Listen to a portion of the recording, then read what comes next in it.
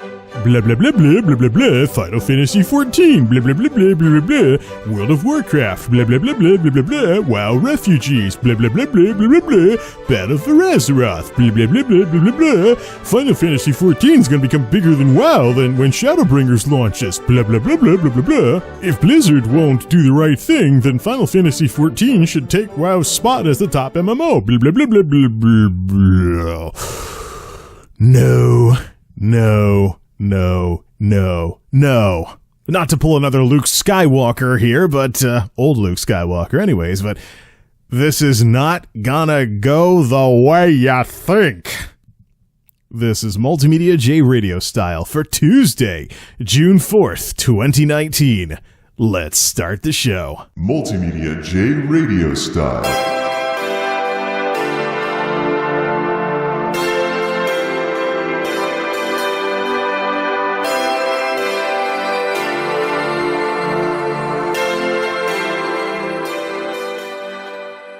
Well, podcasting season is coming to a close very shortly as we head into summer. Podcasting on this channel tends to be a colder weather type situation because it's easier to replicate the studio conditions and whatnot when we're not running air conditioners and fans and all kinds of other stuff when it's hot and humid during the summer.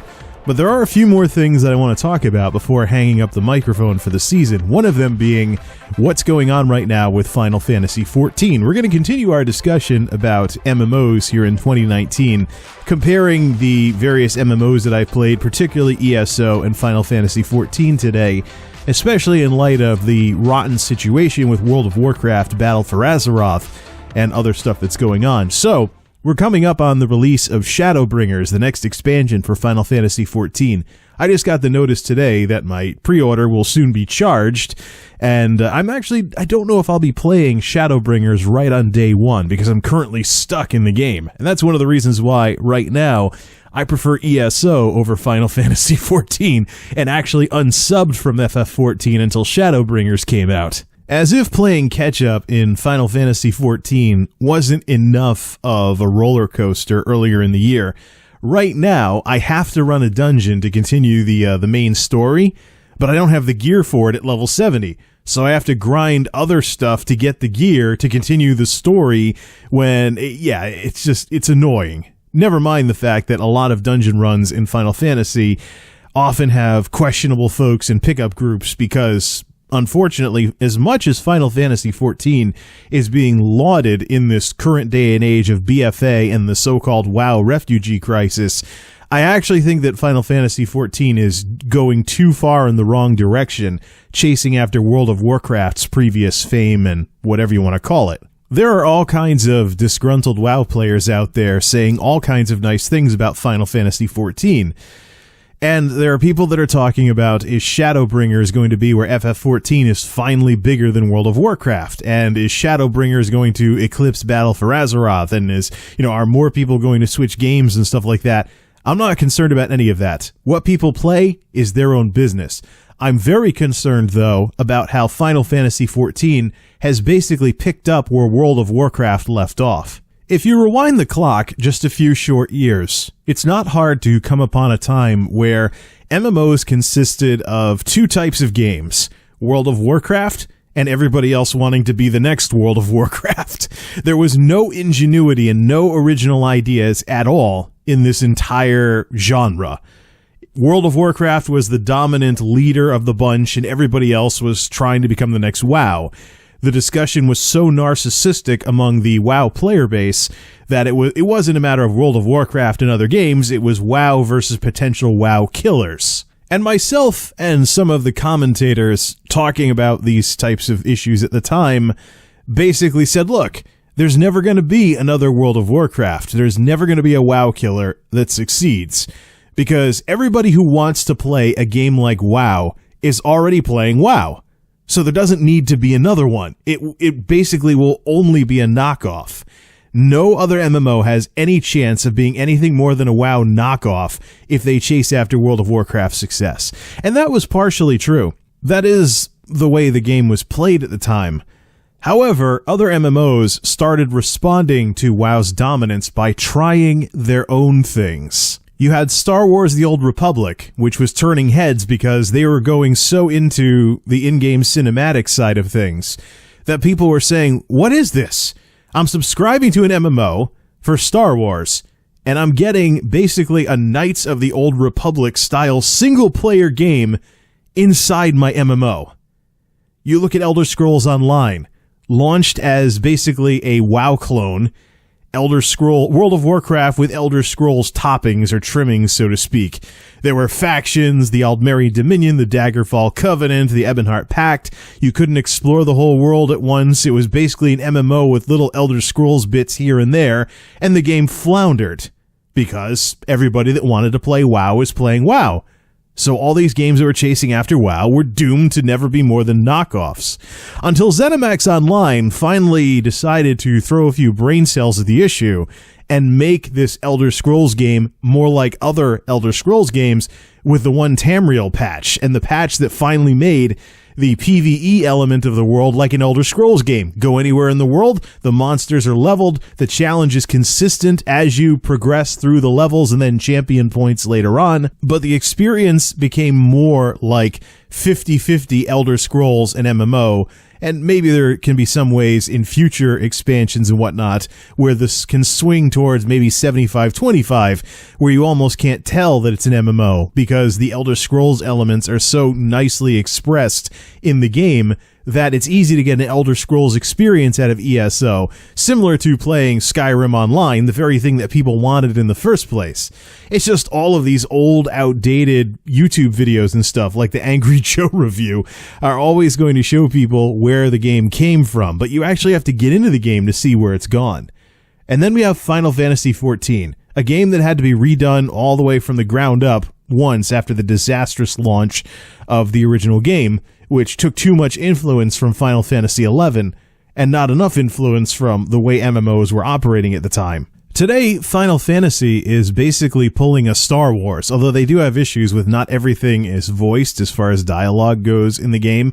So, and there are some outdated elements gameplay-wise, like, for example, the over-reliance on background music. Yes, I love the music in a good JRPG, but when you're playing an MMO for hours and hours and hours and hours and hours and hours and hours, and every single time you're in a certain area, the same track keeps looping over and over and over again, you start to realize why the background music in Western RPGs and Western MMOs is a little more subtle and blends in with the ambient noise of, like, if you're in a forest, you hear birds chirping, the wind blowing, things along those lines. It's not like, say, 1990s RPG where there's this orchestral track that is just looping over and over and over again while your character's, running around doing quests and stuff like that. But despite not being as good at the cinematic pseudo-single-player experience as something like Star Wars The Old Republic, Final Fantasy XIV still holds its own, and one of the reasons why the developers are chasing after the trust system that's being rolled out with Shadowbringers is because there are people who want to play Final Fantasy XIV essentially as a Final Fantasy game, but they're not really too into the MMO side of it, so if there's a way they can run the dungeons and not get stopped in the main quest by all that MMO stuff, they'd actually like to check the game out, apparently.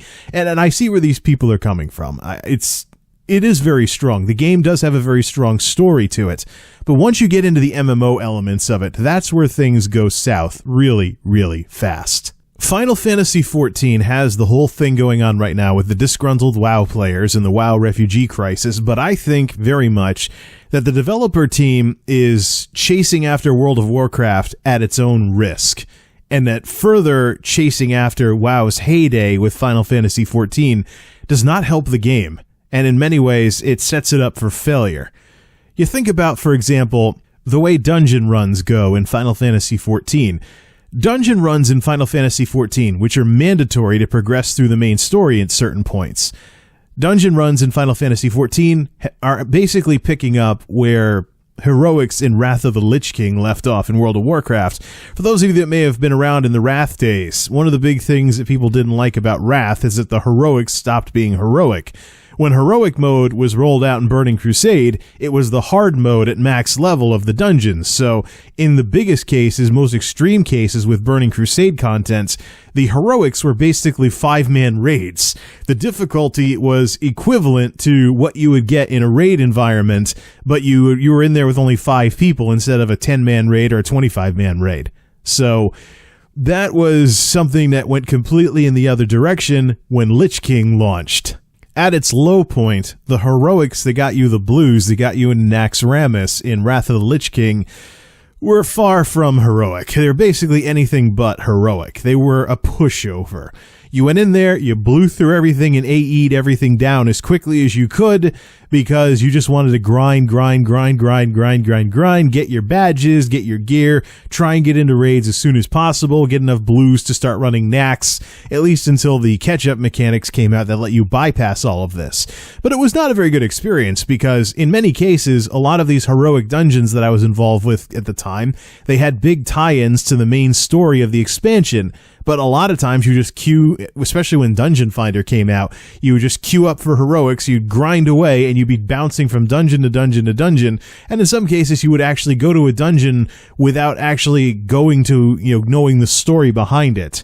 Like when I first went to Gundrak, for example, in Zuldrak, in Wrath of the Lich King, I hadn't yet gotten far enough in Zuldrak in order to unlock the dungeon. That would never happen nowadays, and especially, and it also wouldn't happen in Final Fantasy XIV. You need to unlock the dungeons by doing quests and also advancing to certain points in the main story before you unlock them. But basically, the idea of a dungeon crawl with a bunch of heroes braving the dangers of whatever lurked in the dungeon was completely absent from the grindable heroics in Wrath of the Lich King. So it all became a giant speed run. Run in, hurry up, tank, AE everything. Let's AE the heck out of everything. Not care about the mechanics, not care about the story, not care about what we were doing, because it was the umpteenth run of whatever dungeon it was, Utgard Keep or something like that. It was the umpteenth run of this dungeon on heroic mode, and we needed X amount of badges to buy our next piece of gear, so nothing mattered except the grind. Fast forward to today. You go in, you're trying to level your character and do your main story, and you run into the exact same thing in the dungeon groups. People don't care about what exactly is going on. People don't care about any cutscenes or anything. They get mad at you if you don't skip the cutscenes. And most importantly, the MMO Trinity really rears its ugly head in Final Fantasy XIV's dungeon environment.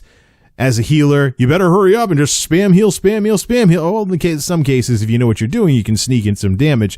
But usually the tanks will pull so much that you have no choice but to spam heal, spam heal, spam heal. And if anything ever interrupts you, everybody dies and you get blamed for it. Gee, I wonder why there's a healer shortage. Oh, but that's just the beginning. Speaking from experience, if you go in as a tank, and you are doing things at a reasonable pace, middle of the road, not slow, not fast, right in the middle, the sweet spot, at least according to most normal people. But we're talking about Final Fantasy players here. But yeah, if you go in and you clear the dungeon at a moderate rate, you very quickly start getting ants in your pants DPS asking you if you know the dungeon because you're not fast enough.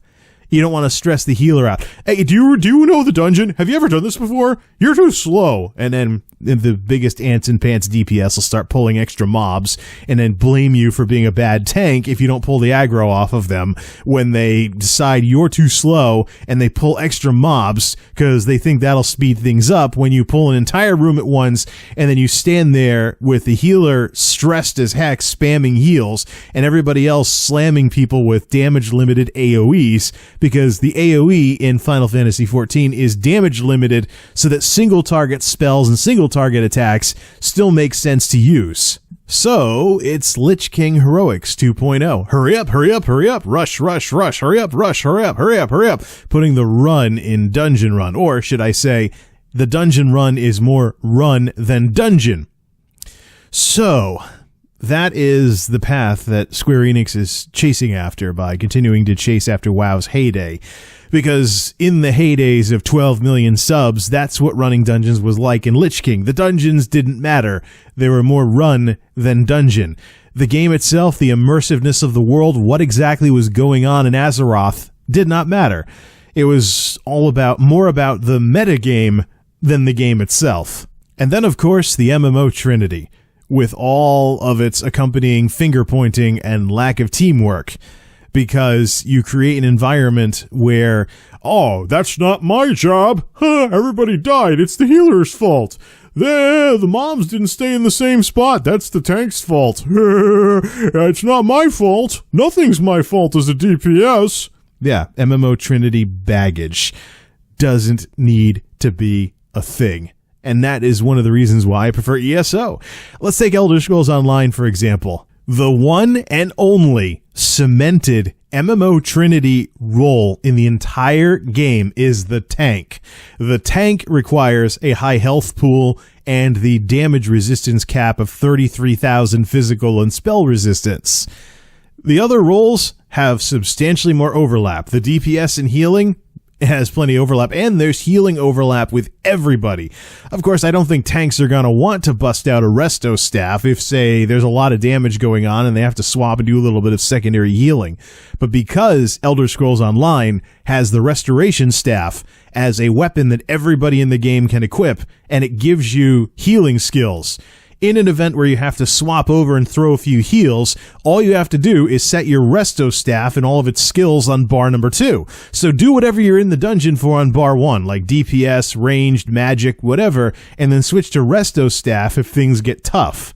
Your heals won't be as strong as the dedicated healer, and you might not be able to cast as many of them, especially if you're spec'd for stamina and all your healing abilities use magic. But there's ways to heal with magic and there's ways to heal with stamina. So there's options available for secondary healing for just about everybody in the game. And that's the huge difference that I see with this modified MMO Trinity in ESO versus we're chasing after World of Warcraft in Final Fantasy XIV. There have been times when my progression through Final Fantasy XIV has been stopped by bad players in dungeons if I use the duty finder. Oh yeah, I could join a guild, but good luck finding guilds that want to always run whatever it is that you're running. And if they do want to run stuff and be goody two-shoes and like that, hopefully they all actually have some skill to what it is that they do. Because there have been times where I've been in guilds, free companies in Final Fantasy XIV where the guild runs were actually worse than the pug runs. Meanwhile, over in ESO, very, very different experience. The dungeons can get a lot more chaotic, but the players have more options to own the state of the dungeon group. If you have somebody that keeps getting blown up on DPS, they're an idiot. Because all they have to do, we have 2 weapons in the game. Hook up whatever it is you want to use in weapon 1 for your DPS, and then have a resto staff handy if, say, the healing situation gets nutty enough. Because there's enough overlap in many cases between healing and DPS for you, basically, if you're good at one, you're good at the other. So if you're a magic damage dealer and you throw on a resto staff, unless you spec healing only, you have a high magicka pool and therefore higher spell damage, higher spell crit, higher magicka regen. So your healing abilities are buffed because you buffed your magic abilities overall in that game. But the point is, with the modified MMO Trinity and the ability to carry around a resto staff in case things get crazy and not have to constantly blame the healer for everything, it gives players a way to be responsible, even though it kind of breaks the whole tank healer DPS thing. So if you're not up against a DPS timer, like some kind of enrage timer or something like that, then there's more opportunities for people in these groups in this game to exhibit teamwork. It's only tanking that really requires specialized gear with the 33,000 resistances as well as the high health pool to take the bigger hits and the tank buster abilities from mostly the bosses. But over in Final Fantasy land, it's MMO Trinity. And with what I'm hearing about with some of the changes to the combat system coming out in Shadowbringers, it looks like healers are going to turn into more dedicated healers, and the MMO Trinity is going to be doubled down upon by the developers of that game. So I imagine the baggage that I experience in that game with its dungeon runs and group events is only going to get worse, and the ingenuity is only going to be less and less of a thing, because you're this and nothing else. Basically what WoW turned into as things have progressed through more recent expansions. I don't think Final Fantasy XIV does itself any favors by chasing after WoW. Yes, there are disgruntled players out there who want to play Final Fantasy because they're looking for a new game. And in some cases, they're looking for what WoW used to be but isn't anymore. But not only is Classic coming out later this summer, by chasing WoW, Final Fantasy XIV will end up as a lousier version of what other MMOs offer. So the strong single-player content and the good story and whatnot is something where if it gets too annoying to play, you're better off playing Guild Wars 2 or Star Wars The Old Republic. And unless you're that big of a Final Fantasy fan that you will look the other way on design choices that basically make the game more stressful than what it really needs to be in today's MMO world. The other part of all of this is that the success of World of Warcraft has a lot to do with the unfortunate reality of its heyday, that WoW was the biggest thing going because they were the only thing going that was that size. Other folks were scrambling to catch up to the industry leader at the time, but people didn't have any better ideas like what we see today. So, chasing after what WoW used to have, especially with the whole thing with dungeons and during the Lich King era and the drama and things along those lines, the toxic player base, stuff like that, all the stuff that was a result of how the game operated for the first chunk of its existence, Final Fantasy chasing after what made WoW what it was means that all the bad stuff is going to show up in Final Fantasy, as well as whatever good stuff they managed to replicate. From where I stand on this matter, I don't think it's really something that the FF14 devs should chase after. It was a product of its time and a lack of ingenuity and good ideas in the MMO world, which has since been fixed. But chasing after World of Warcraft because BFA is floundering, I very much don't think is a good idea. And this will be a deterrent to me really getting involved in Final Fantasy XIV for things other than playing through the story. Because why should I put up with an MMO experience that is not only dated and a source of unnecessary stress, but that the industry has already come up with an answer to years ago when MMOs outside of the WoW ecosystem started to move away from simply chasing after World of Warcraft all the time? There's just no point. And I think we're going to see some of this too when WoW Classic launches and people's rose-tinted goggles fall off their face once the honeymoon period is over. Like, yeah, old WoW is back, old WoW is back, I like this, I like this, I like... Why did I ever play this back in the day? It's not as good as I remember. Blizzard must have done something wrong. They're not giving me the experience I had when I'd never played WoW before. Boo-hoo-hoo-hoo-hoo. Yeah, it's coming, folks. I won't be around for the grand disappointment that's going to be WoW Classic a little while after it launches when everybody's crying about it on Reddit or whatever. But it'll be interesting when it happens. So, I'll check out Final Fantasy XIV Shadowbringers for the story, maybe stick around for a few other things, but there's just so much out there like ESO and Guild Wars 2 that is a better experience across the board, especially when you think about situations like not being forced into socialization for things like dungeon runs and stuff like that. Oh, okay, I don't want to run a dungeon in ESO today. I'll just go do crafting dailies, go out into the world, work on some more quest progression in the outdoor world that I haven't finished yet, go to a world boss, go to a public dungeon, something where you just wander in. There might be other folks. If you want to help them out, you follow along with them while they go down mobs and kill bosses and stuff like that. There's quests in there too. But yeah, public dungeons. Where is that in any of these MMO Trinity games like FF14? So, World of Warcraft used to have those as mini dungeons way back in the original game, but they didn't really pan out all that well. But ESO does a pretty decent job with them. Well, I guess you can call me an introvert, though. I mean, I prefer the MMO where you can decide if you want to put up with people or not when you go to play it. But I think this is actually something, though, that the FF14 developers need to seriously think about. Final Fantasy is a strong enough IP that they should definitely be able to forge their own path, instead of be like, oh, look at all these WoW refugees. Let's cater the game to them to make more people come over from BFA and chase after what made WoW great and take WoW's place. Hey, The rest of the industry moved beyond this, there can only be one top MMO on WoW's throne and somebody's gonna take them down thing, with the ingenuity that exists nowadays that didn't exist back in WoW's heyday. So, I really have to wonder what exactly the FF14 devs are going after here. But as far as some of the recent Shadowbringers announcements for what's changing with the way the game's gonna play, I'm not as thrilled as I could be about what's coming up. So I think in terms of gaming videos and stuff on here, maybe I should just do some videos about ESO to counteract the whole, oh, Shadowbringers, it's so awesome. Maybe the story's gonna be awesome, but we'll cross that bridge when we get to it. So I hope this gives you folks something to think about in terms of this whole phenomenon that's going on right now with Final Fantasy XIV chasing after WoW in a day and age where it doesn't really have to anymore. The truth of the matter is that Final Fantasy XIV has more than enough good stuff to succeed on its own and forge its own path.